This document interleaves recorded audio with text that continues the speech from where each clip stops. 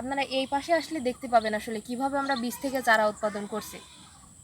এই দেখেন, এই যে 3টা পা, এই যে মাটির চারা ব্যাগ, পলিথিনের চারা ব্যাগ, এই চারা ব্যাগের ভিতরে দেখেন আপনারা একটা গাছ চারা কিন্তু অলরেডি উঠে গেছে, আর এই দুইটাতে এখনো উঠেনি। এখন আমাদের গাছে 2 ধরনের গাছ আছে, বাগানে 2 ধরনের গাছ আছে, 30 থেকে 35টা গাছ।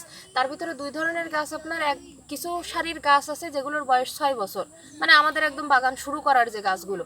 আর আচ্ছা এই যে আচ্ছা, গাছগুলো দেখতেছেন এই এইগুলোর বয়স খেজুরির নাম কি এই জাতটা? এই জাতটার নাম আমরা জানি না। আমাদের এই বছর 3টা গাছে ফলন আসছে। হুম, 3টা গাছের একটাতে নাম নির্ণয় করা সম্ভব হয়েছে আজোয়া, আর আজোয়া, একটা নির্ণয় করা সম্ভব হয়েছে মরিয়ম। মরিয়াম। আর এই খেজুরটা এখন আমরা নির্ণয় করে পারিনি যে আসলে এটার নাম কি। কিন্তু এই খেজুর গাছটার বয়স হলো 3 বছর, এবং এই খেজুর গাছটা মূলত হলো এরকম একটা মায়া গাছের বোক থেকে আসছে। ও আচ্ছা মানে আচ্ছা। 2 ধরনের গাছ বললাম তো, ওই 2 ধরনের গাছের এক ধরনের হলো সরাসরি এরকম বীজ থেকে আমরা বানাইছি। এই কারণে মায়া গাছের বোক কেটে যে গাছগুলো আসলে লাগানো হয় হুম, সেগুলোতে আসলে তাড়াতাড়ি বয়স অনেক তাড়াতাড়ি খেজুর এসে যায়। যেরকম এর বয়স বললাম 2.5 থেকে 3 বছর হবে। আবার ওদিকে যেগুলো একদম আসলে বীজ থেকে বানানো, সেই গাছটাতে কিন্তু খেজুর আসতে প্রায় 6 বছর সময় লেগে গেছে।